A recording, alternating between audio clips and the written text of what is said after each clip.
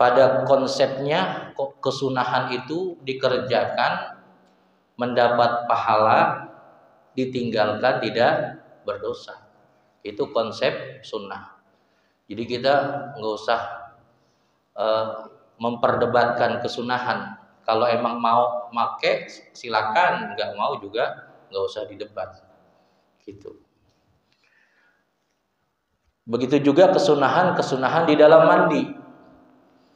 Kesunahan mandi itu khamsatu asya'a. Kesunahan di dalam mandi itu ada 5.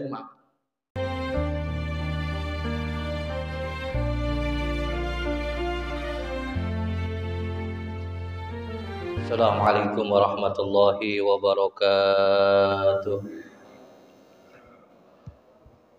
Alhamdulillah hamdan wa syukranillah, salatu wassalamu ala rasulillah sayyidina Muhammad ibni Abdillah, la hawla wa la quwwata illa billah, amma ba'du. Wa qala rabbi shrah li sadri wa yassir li amri wahlul 'uqdatam min lisani yafqahu qawli. Hadratul kiram yang sama kami muliakan, Ketua DKM Masjid Hidayatul Rahman Al-Mukarram Al-Muhtaram Al-Ustaz Haji Ahmad Baidowi MSI, juga yang kami hormati kepengurusan RW 12, wabil khusus di program Ayo Mengaji, baik ketua harian dan juga ketua pelaksana harian program Ayo Mengaji.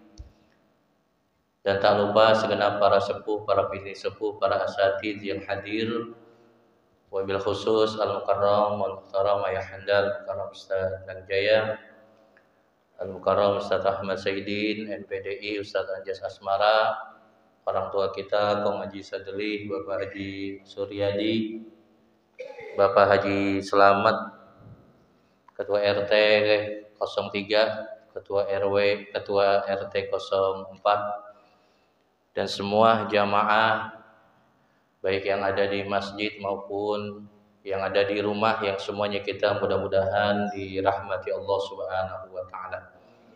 Sebelum kita mulai sama-sama kita baca suratul Fatihah, kita mohon dan berdoa kepada Allah Subhanahu wa taala agar pertemuan pada malam hari ini diberikan keberkahan dan mendapat ridho dari Allah Subhanahu wa taala.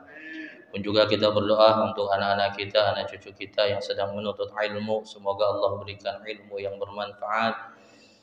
Allah jadikan anak-anak kita menjadi anak-anak yang salihin, anak-anak yang salihat, bagus akhlaknya, kuat iman Islamnya, kelak bisa menjadi kebanggaan orang tuanya. Yang sedang sakit, kita doakan mudah-mudahan Allah angkat penyakitnya, Allah sembuhkan sebagaimana sedia kala dengan diberikan kesehatan yang sempurna. Kita doakan untuk orang tua kita, guru-guru kita, kakek nenek kita yang sudah berpulang ke rahmatullah.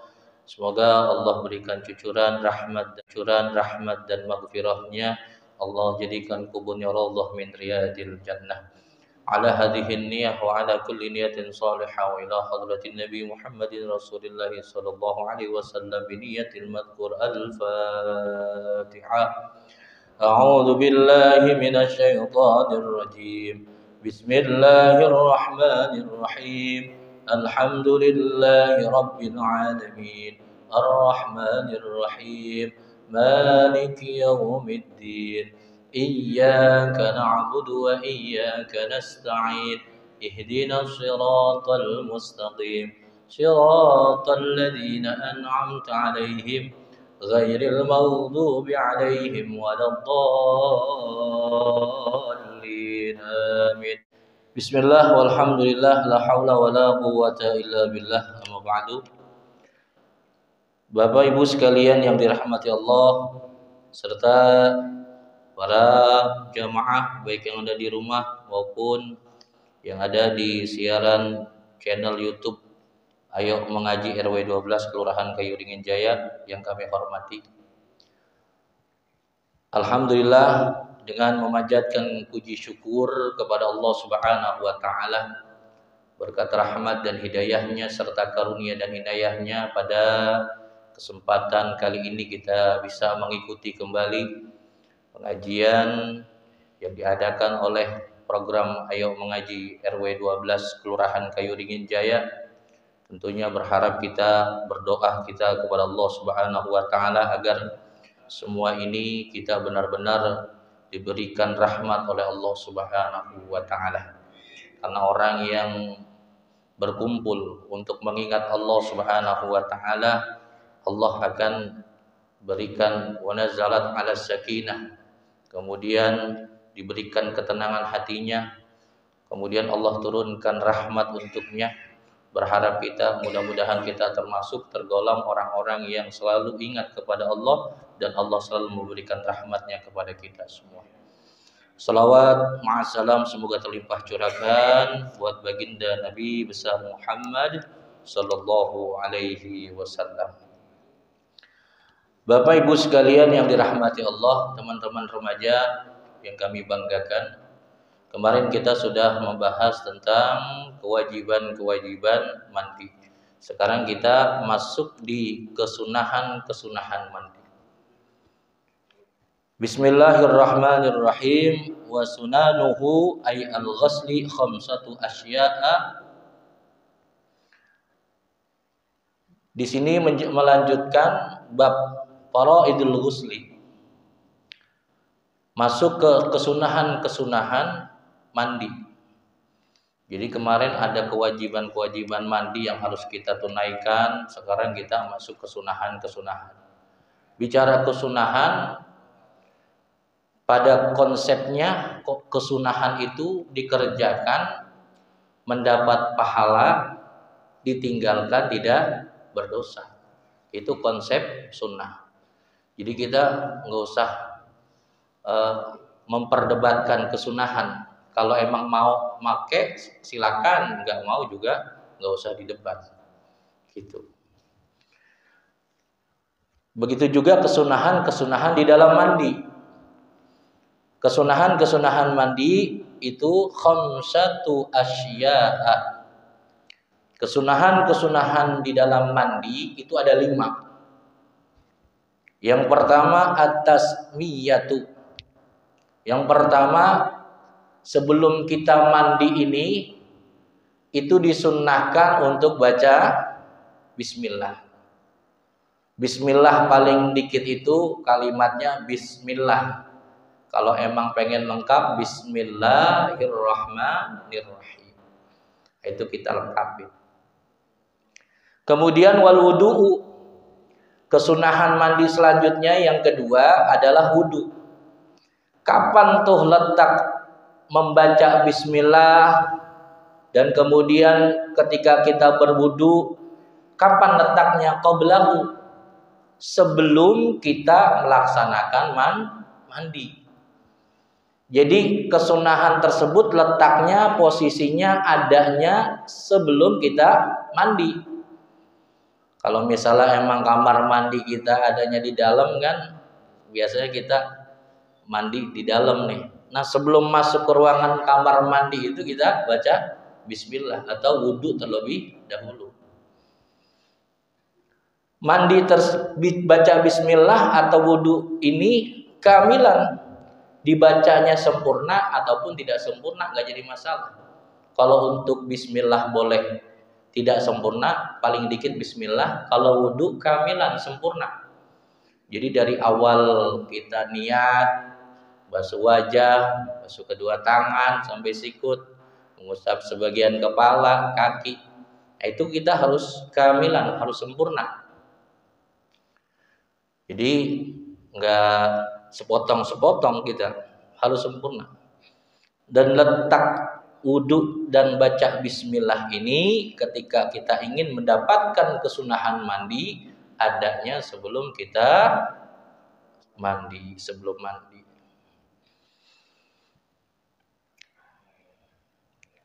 Kemudian wa yanwi bihi al-mughtasilu sunnatul ghusli in tajarradat janabatuhu 'anil hadasil asghari. Selanjutnya,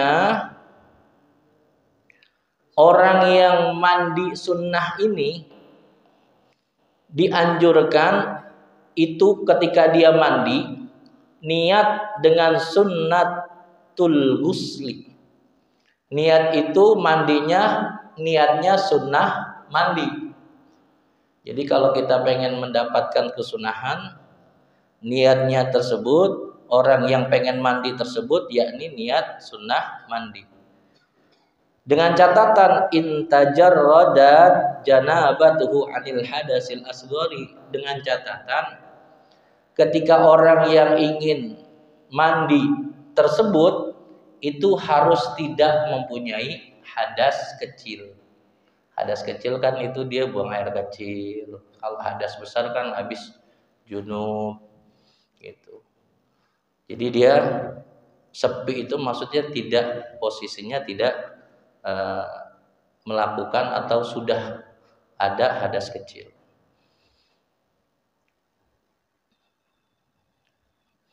Itu yang pertama dan yang kedua. Kemudian yang ketiga, wa imraril yadi ala ma wasalat ilaihi minal jasadi. Kemudian kesunahan mandi yang ketiga adalah menjalankan tangan ke seluruh badan. Kalau enak bahasanya itu kan imroro kan jalan tuh. Kalau kita manai menjamah, pas nggak menjamah? Menjamah, menggosok. Kalau gosok bahasanya gue salah, gebek. Ini menjalankan. Kalau menjalankan itu berarti ini tangan kita gerayangan, gitu. Meraba. Jadi meraba keseluruhan badan itu di sela-selanya itu dengan menggunakan tangan kita. Takutnya apa? Takutnya ada air yang memang bagian dari anggota badan kita itu tidak tersentuh, khawatirnya. Maka ini tangan tujuannya untuk meraba bagian-bagian yang tidak terlihat oleh mata. Kita kan bisa tahu nih, bagian badan tubuh kita yang nggak bisa kelihatan mana aja kita tahu, ya kan? Kita tahu nih, bagian belakang, ya kan? Atau bagian ini kita, bawah kita, yang masih bisa kelihatan masih bisa. Sela-sela kuku kita itu juga perlu dibersihin, apalagi yang punya kuku panjang yang nggak pernah dirawat, terdapat kotoran. Nah ini khawatir nih.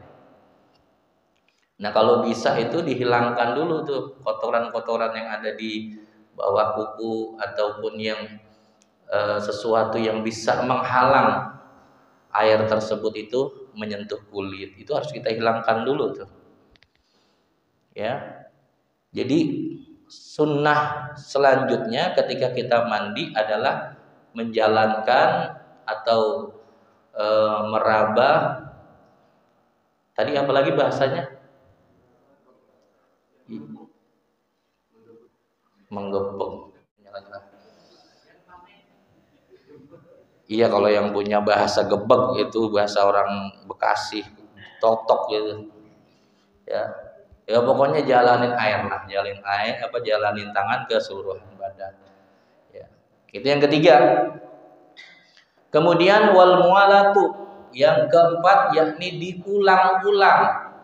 Jadi kesunahan mandi ini kita harus mengulang-ulang.